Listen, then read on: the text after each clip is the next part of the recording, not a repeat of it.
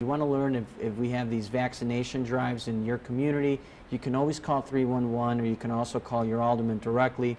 Usually these events are coordinated through the Department of Health and the local alderman's office, and it's been really successful when Right. we've had it. No, it's been a wonderful partnership between aldermanic offices and the health department. Unfortunately, because of our efforts to get the pandemic vaccine out, we had to cancel all the aldermanic sites this fall. However, we do have some other sites available for people that are interested in getting the flu vaccines from the health department.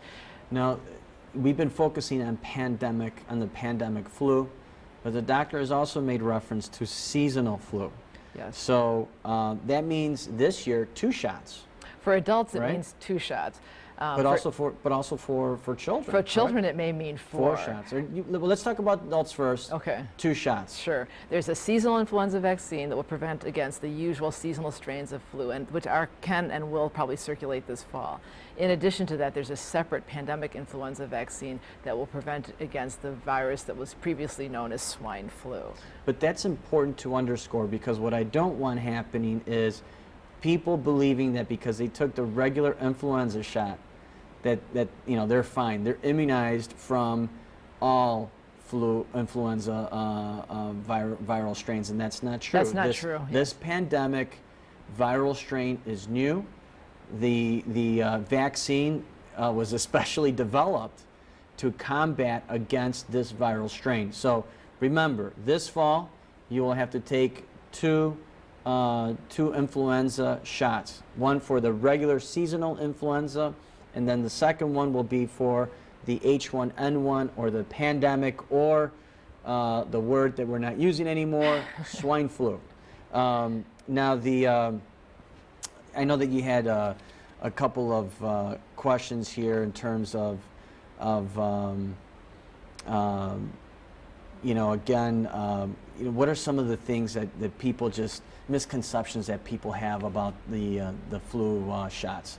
I think people have misconceptions about the disease itself. People think that the flu is vomiting or diarrhea. And they say, oh, I had the stomach flu, and they think that's the same thing. That's very different. That's a gastroenteritis or an intestinal virus. The influenza... Or just bad food. Yeah, exactly. Maybe you just didn't cook the food the right way. You should have followed that, the instructions a little better. Right. With either seasonal or pandemic flu, the symptoms are primarily respiratory. And so people have a high fever or a cough or sore throat. Those kinds of things are the symptoms associated with seasonal or pandemic flu. The other thing is people think that the flu is something mild. Oh, I had a little stuffy nose, I had the flu. And they really minimize the potential impact. But influenza can cause hospitalizations, it can cause deaths, particularly among people who have underlying health conditions and pregnant women, young children. So it's really important for people to get both the seasonal and flu vaccines if they have underlying health conditions, if they're pregnant, if they're young children. School-age children are the spreaders of the disease, and so it's important for them to get it as well. And it has a wear and tear on the body. Yes. If you have a higher temperature and if you don't do anything to try to alleviate that, I mean, that could be, especially if that temperature continues to rise, I mean, cause real problems, right? Well, sure. I think we want to. The symptom of fever makes people extremely uncomfortable, but it's also just a symptom of what else is going on in their bodies in terms of the virus in their body causing other problems. And so it's really important to control the fever. It's really important to prevent the disease, and we're fortunate that we have the tools that can prevent the diseases this fall. So people should really get the vaccines. Now let's talk a little bit more generally speaking. I mean, I think we're probably down to less than 10 minutes on the program. I want to talk also about just in general the immunization program here that we have in the city of Chicago, why it's important. Let's talk about not only a broad policy perspective, why it's important as part of our healthcare system locally, but also in terms of access for children, for mothers, for the elderly, and other folks. Sure. I think vaccinations, or the vaccines themselves, have been identified as among the top 10 public health achievements in the 20th century because they're so effective in preventing disease. And so there are many, many vaccines that are routinely recommended for children. And fortunately, there's a federal program called the Vaccines for Children program, which covers the cost of vaccines for children who have no insurance or children who are on Medicaid. Native American or Alaskan Native children can all get those vaccines vaccines, all of them, for free from their doctor's offices. The same cannot be said for adult immunizations. There are many new vaccines that are available to prevent diseases like pertussis, shingles, influenza, pneumonia, human papillomavirus, or cervical cancer. Those vaccines are all routinely recommended for adults, and yet there's no equivalent federal program to cover the cost of vaccines for these people. And so there are some sources of funding that become intermittently, and the health department has tried to take advantage of those funding opportunities. And so we have a few programs for adults, but they're not nearly as comprehensive as our programs for children. And that's a shame. I mean, at a time when we're talking about comprehensive health care reform and the costs associated, right?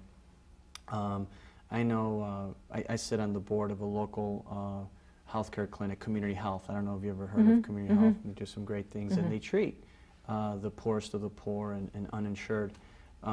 But the one thing that I've learned from my involvement in studying this issue is that it's much more expensive to deal with long-term chronic illnesses, right? After you see this full-blown condition,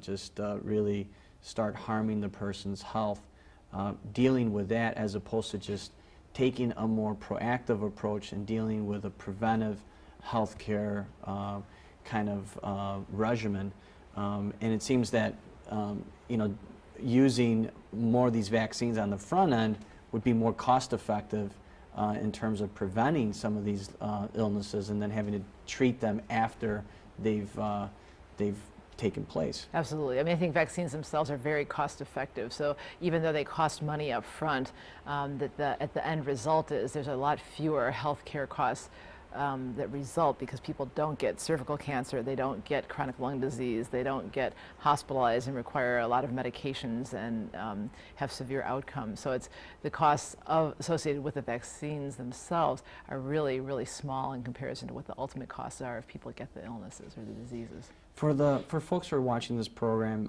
and if they have questions about whether or not they're eligible, for some of these immunizations that they're offered in the city, what would you say to them? Well, for children, if people have children that need to be vaccinated and they don't have a doctor, or their doctor doesn't carry the vaccines that are routinely recommended, they should call 311 because the health department has immunization clinics where the children can get vaccinated for sure.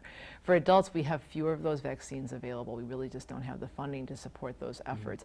However, people can call 311 to find out what vaccines are available and when they are available. So again, and this is whether you have insurance or not for your children. There's no reason why your babies should not be immunized. You can call 311, or you can go to, again, www.cityofchicago.org /health and learn where these clinics are. You go to the clinic, you make usually an appointment. I know we have one in Westtown on Division near Western Avenue. It's been there for a long time and has served the Westtown community very well. So thank you for your efforts in that regard. Doctor, we're just about out of time. Any final remarks? Again, any additional pointers for those who are watching right now before we wrap up the program? I guess for this, as we head into this influenza season right now, the most important things are for people to remember to stay home if they're sick, to make sure that they're washing their hands well when they're out, and also to cover the coughs and sneezes if they have those kind of symptoms. In addition to that, people should be aware of when the pandemic influenza vaccine becomes available so that they can seek it out. And people should call their doctors first because many doctors will have the vaccine in their offices. And if people don't have a doctor or their doctor doesn't have the vaccine, they should call 311 and they'll be able to find the vaccine at one of our health department clinics. And don't forget also, we didn't touch base, but real quick, the doctor did say if you have a child 6 months or older, they probably need 4 shots, right? So it's the seasonal for adults, and then so that's 1 for adults, and then the second one for the pandemic, so that's 2. For children, it's 2 for seasonal, 2 for pandemic. Please stay